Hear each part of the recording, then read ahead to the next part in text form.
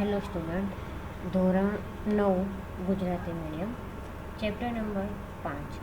અગાઉના લેક્ચરમાં આપણે વાત કરી હતી ઓપરેટિંગ સિસ્ટમના કાર્ય, જેની અંદર આપણે સામાન્ય સેવા રૂપે હાર્ડવેર ઉપયોગ કરવાની સગવડ અને કમ્પ્યુટર સ્ત્રોતનું નિયંત્રણ વ્યવસ્થિત ચલાવવા અને દેખરેખ રાખવી વિશે વાત કરી હતી.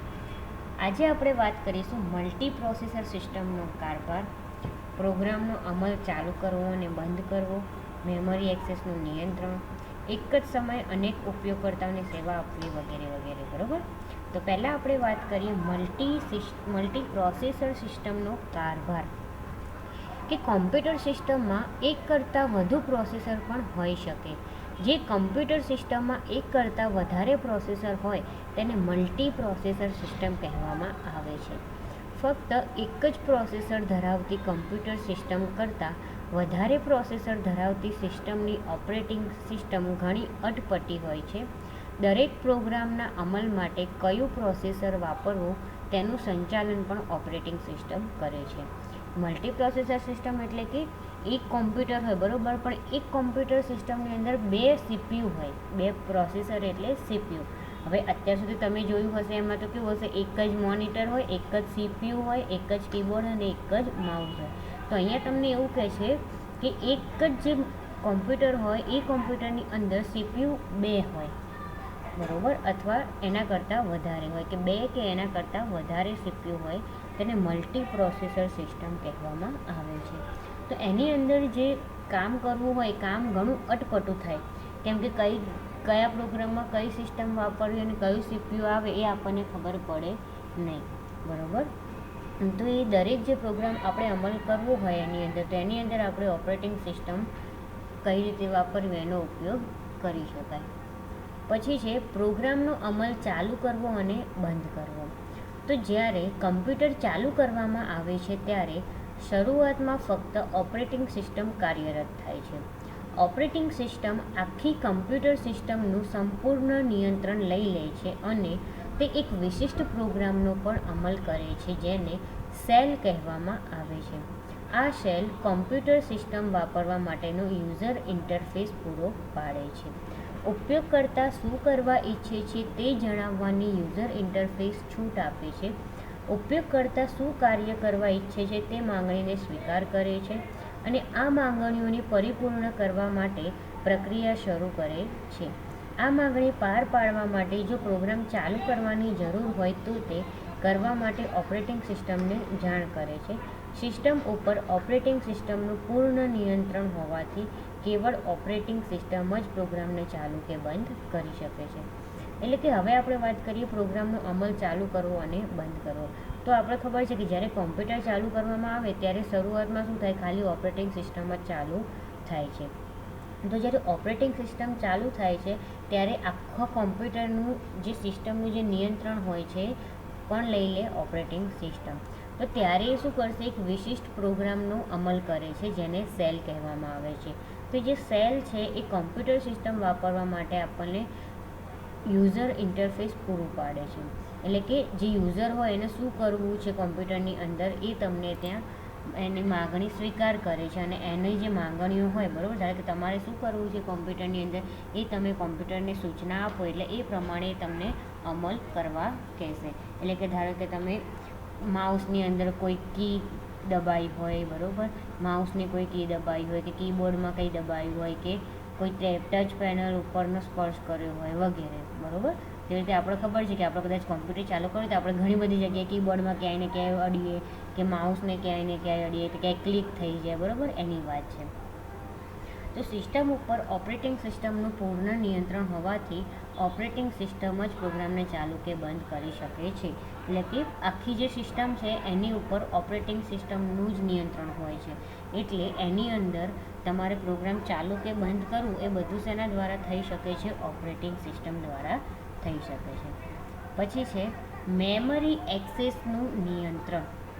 એટલે કે મેઇન મેમરી કોમ્પ્યુટરનું એક મહત્ત્વનું અંગ છે, કારણ કે તે અતિશય મોટા પ્રમાણમાં અને સીપીયુની ઝડપને અનુરૂપ હોય છે. એ ઉપરાંત સીપીયુ વડે તે સીધી એક્સેસ થઈ શકે છે.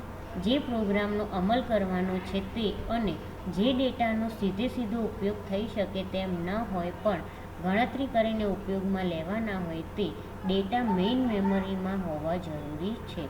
આથી એ જરૂરી છે કે તેનો ઉચિત રીતે ઉપયોગ થાય, જેથી મેઇન મેમરીનો એક્સેસ પણ અન્ય સાધનોના એક્સેસની જેમ ઓપરેટિંગ સિસ્ટમના સંપૂર્ણ નિયંત્રણમાં હોય છે.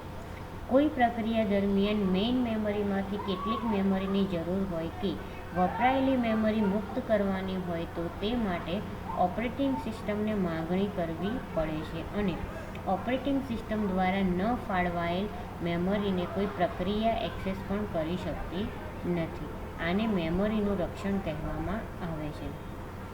એટલે કે મેઇન મેમરી જે છે, બરાબર, તો મેઇન મેમરી એ શું છે? કમ્પ્યુટરનું એક અંગ છે, બહુ જ મહત્ત્વનું અંગ છે, એટલે કે સાધન કહેવાય. કેમ કોમ્પ્યુટરના અંગ એટલે આ જે કીબોર્ડ છે, માઉસ છે, બરાબર, તે કમ્પ્યુટરના સાધન કહેવાય, એટલે કે આને એક પ્રકારના અંગ પણ કહી શકાય.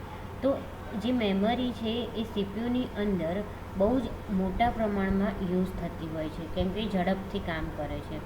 તો સીપીયુની અંદર તમારે કોઈ સીધું કામ કરવું હોય, બરાબર, અથવા મેમરીના જે તે ભાગ પર કોઈ ડેટા હોય તો એ જે ડેટા હોય એને કહેવાય છે મેમરી એક્સેસ કહેવાય છે.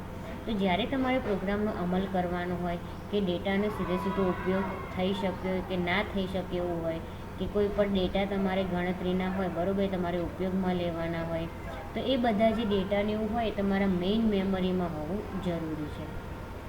તો જ્યારે મેઇન મેમરી એક્સેસ અન્ય સાધનોના એક્સેસની જેમ ઓપરેટિંગ સિસ્ટમના સંપૂર્ણ નિયંત્રણમાં હોય છે. એટલે કે જે બધા પ્રોગ્રામો હોય ઓપરેટિંગ સિસ્ટમના નિયંત્રણમાં હોય, એવી જ રીતે આ જે મેઇન મેમરી છે એ પણ ઓપરેટિંગ સિસ્ટમના અંદર જ એની નિયંત્રણ હોય છે. તો જ્યારે કોઈ પ્રક્રિયા કે પ્રોસેસ થતું એ દરમિયાન તમારે મેમરીને છૂટી કરવાની જરૂર પડે કે મુક્ત કરવી હોય, ત્યારે ઓપરેટિંગ સિસ્ટમને તમારે વિનંતી કરવી પડે, એટલે કે તમારે એને કહેવું પડે ઓપરેટિંગ સિસ્ટમને, કે તમારે એને સૂચના આપવી પડે કે મારે આ મેમરી શું કરવી છે?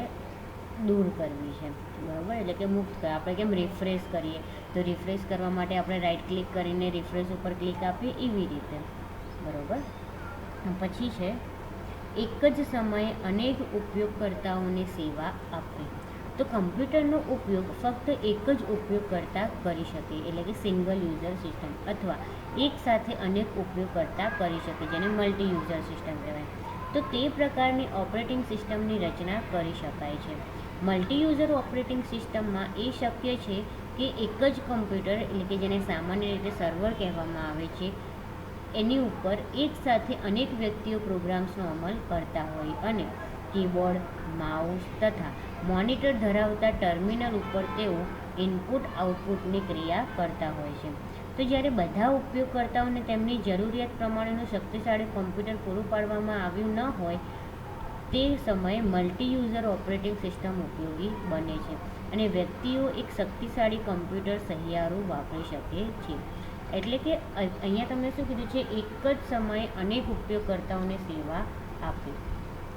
એટલે કે કોમ્પ્યુટર એક જ હોય, હવે એક જ કોમ્પ્યુટરમાં અલગ અલગ યુઝરને ઉપયોગ કરવો હોય તો કેવી રીતે કરી શકે? તો એક જ કોમ્પ્યુટરમાં જો એક જ વ્યક્તિ યુઝ કરતો હોય તો એને સિંગલ યુઝર કહેવાય, અને બહુ બધા યુઝ કરતા હોય કોમ્પ્યુટર તો એને મલ્ટી યુઝર કહેવાય. તો એ પ્રકારની ઓપરેટિંગ સિસ્ટમ હોય છે, જેની અંદર તમારે અલગ અલગ ઓપરેટિંગ સિસ્ટમ નાખી શકો છો, બરાબર, અને એના દ્વારા તમારે અલગ અલગ જે વ્યક્તિ હોય એ તમારા પ્રોગ્રામની અંદર શું કરી શકો છો? અલગ અલગ સિસ્ટમનો ઉપયોગ કરી શકો છો.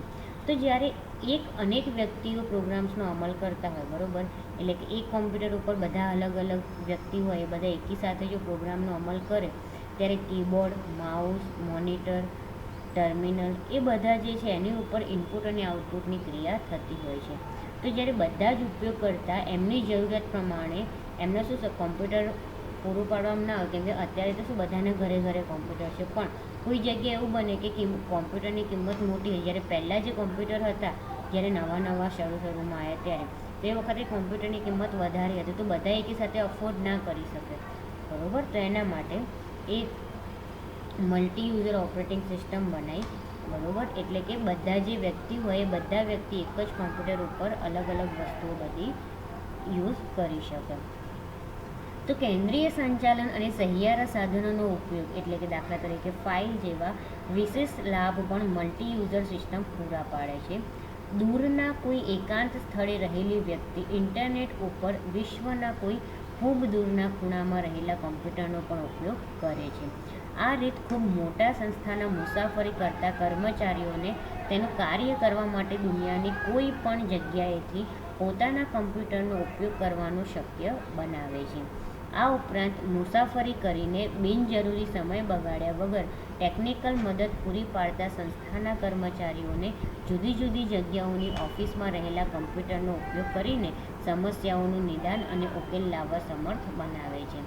કેટલીક સંસ્થાઓ તેમના કર્મચારીઓને પોતાના ઘરેથી કામ કરવાનો વિકલ્પ પણ આપે છે.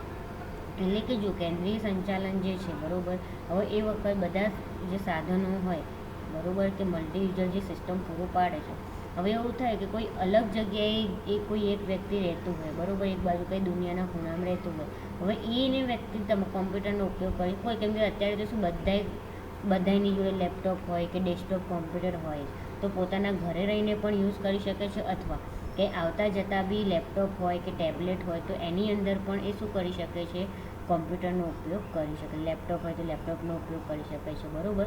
તો અત્યારે જે માનવી છે એને દુનિયાના કોઈ પણ છેડેથી કોમ્પ્યુટરનો ઉપયોગ કરતું શક્ય બનાવે છે બરાબર. તો એ વખત કોઈ મુસાફરી કરતું હોય, કોઈ કંઈ કામ કરતું હોય, તો એ વખત સમય બગાડ્યા વગર એ પોતાનું કામ પૂરું કરે છે બરાબર.